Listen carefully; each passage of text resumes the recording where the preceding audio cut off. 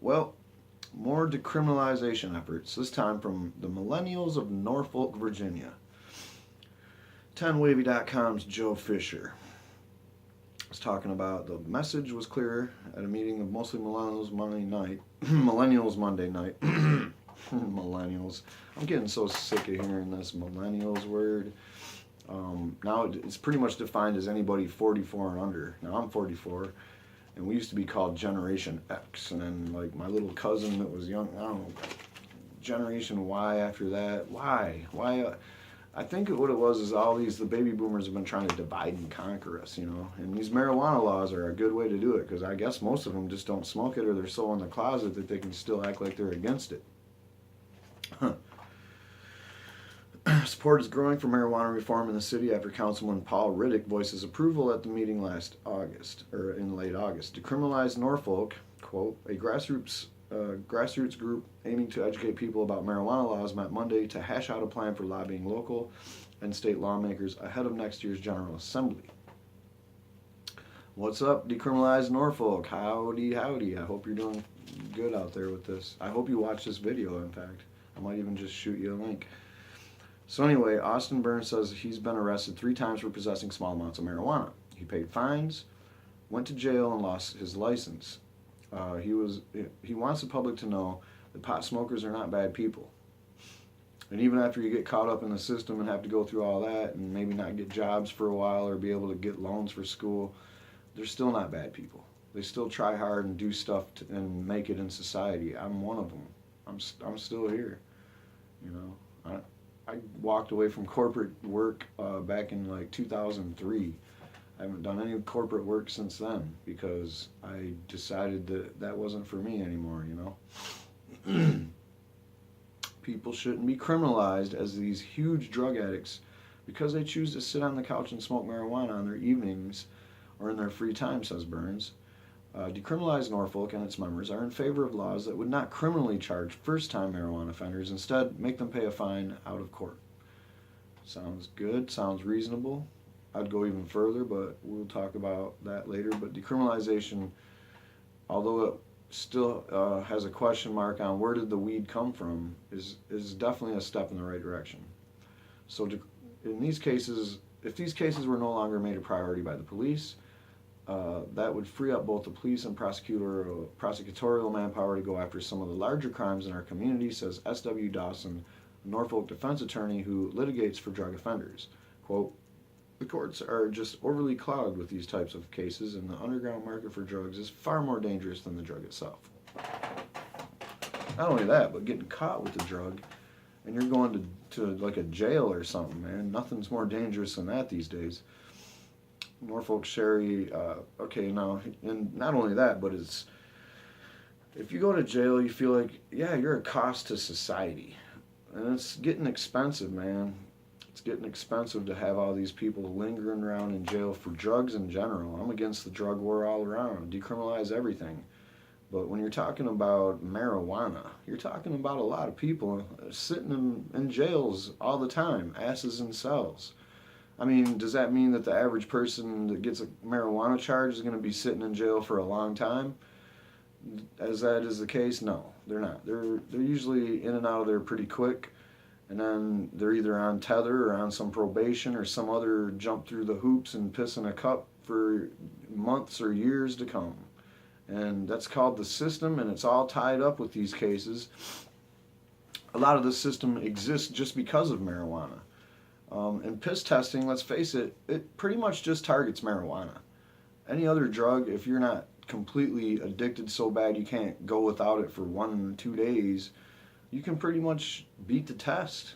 You just get clean for 2 days. Marijuana stays in your system for up to 30 days or more. So Norfolk Sheriff Bob McCobb, really, says 86 inmates are currently being held at the city jail solely for possession of marijuana. 86 at this very given time. And when them 86 go down to 84, it'll go up to 87, and the average will always stay around there. Because that's how jail kind of works, I think. Maybe they make it that way, but maybe that's just, like I said, every time you look at that docket, it's always marijuana. You know, they're they're going to fill the jail up.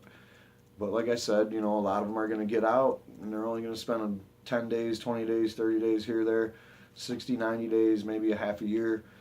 Then they're out, but there's more coming in at all times. And after you rack up 2 or 3 of them, it becomes a felony in some places, and, who knows what can happen there. Like they say, oh, very few marijuana possession cases are in prison. Well, very few is still way too many there. He goes on to say that it costs $58.69 per inmate per day. That means the city spends at least $1.8 million a year to house marijuana offenders. $1.8 million a year, one city, Norfolk, Virginia. It's not even the biggest city you've ever seen. Councilman Tommy Smeagol has joined Paul Riddick in support of finding out if taxpayer money is being wasted. Did you just hear that last sentence? Because I don't think anybody's ever died from marijuana. Marijuana hasn't made anybody do anything crazy. So why do they got a $1.8 million a year going into housing marijuana users? Doesn't make a whole lot of sense. Let's look at this data, and let's look at the data that's out there, and let's see how it's really impacting our judicial system and costing taxpayers money. You just did, said Smeagol.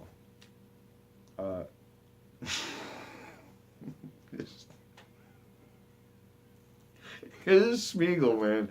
You just got to trust me on that one. Tommy Smeagol. Norfolk has been trying to be the leader on attracting millennials to the city.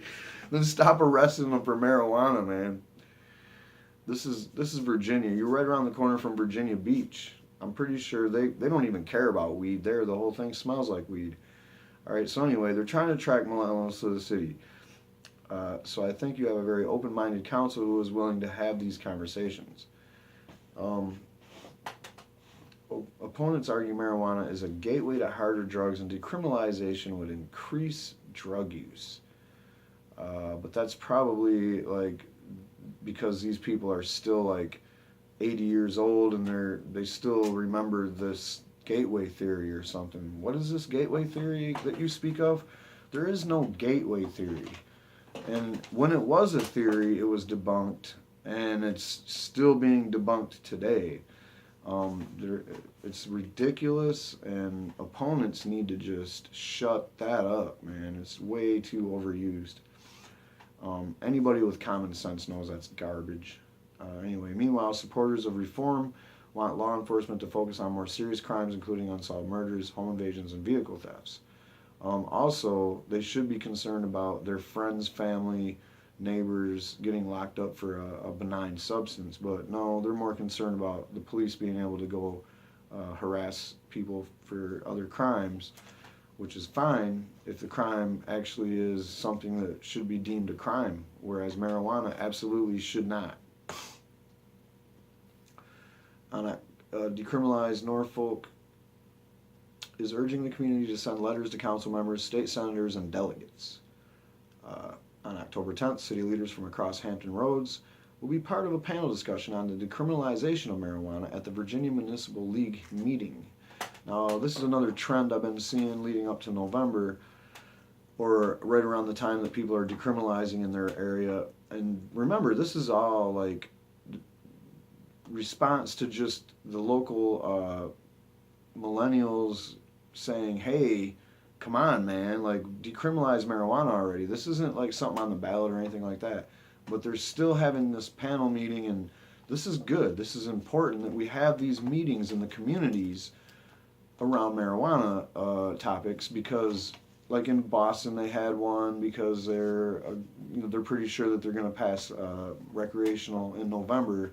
So ahead of that, they wanted to get people together and actually talk about it like adults. That's good. It's about time. This should happen everywhere. Everyone should have a marijuana town hall meeting in their town. Why not? And figure out where everybody stands and listen to the prohibitionists talk their game and then shut them down. Because everybody knows that these prohibitionists are working for other interests, or they're really, really, really religious, or they just have some bug in their ass about marijuana. Usually, I don't know, but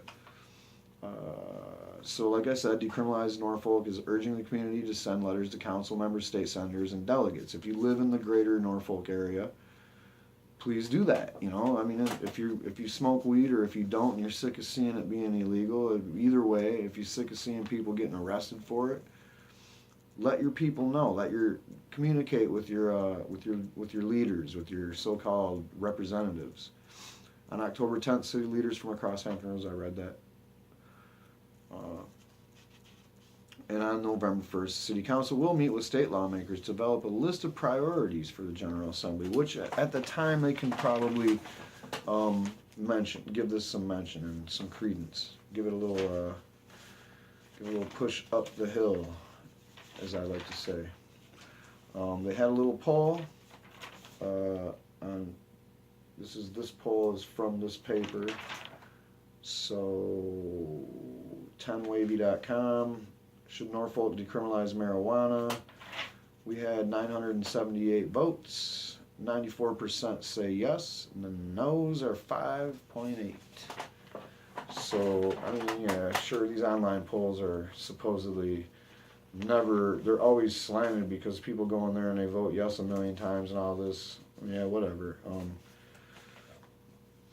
If you was really passionate about that no answer, maybe you should go in there and hit the no as many times as your finger can handle. But anyway, one more time, shout out to the Decriminalize Norfolk and the Millennials, quote unquote. I know you're sick of hearing that word, Millennials, and I apparently got bunched in with y'all, and I don't mind that, you know. Like, I'd rather be bunched in with you, the younger generation that's here to change the country, because this shit has got to change, man. No one can accept this bullshit. And the older people don't want to change. They're all comfortable. They're sitting back in their, like, not so awesome, mediocre life thinking, I don't need any radical change. I don't need anything to help anybody else. I just need to make sure nobody, rocks the boat too much or whatever. And I'm here to tell you that 94-5, even if it was somebody sitting there clicking yes a million times or the no's and all this, scientific or not, majority of people, the vast majority of everybody everywhere thinks that they probably shouldn't go to jail for marijuana.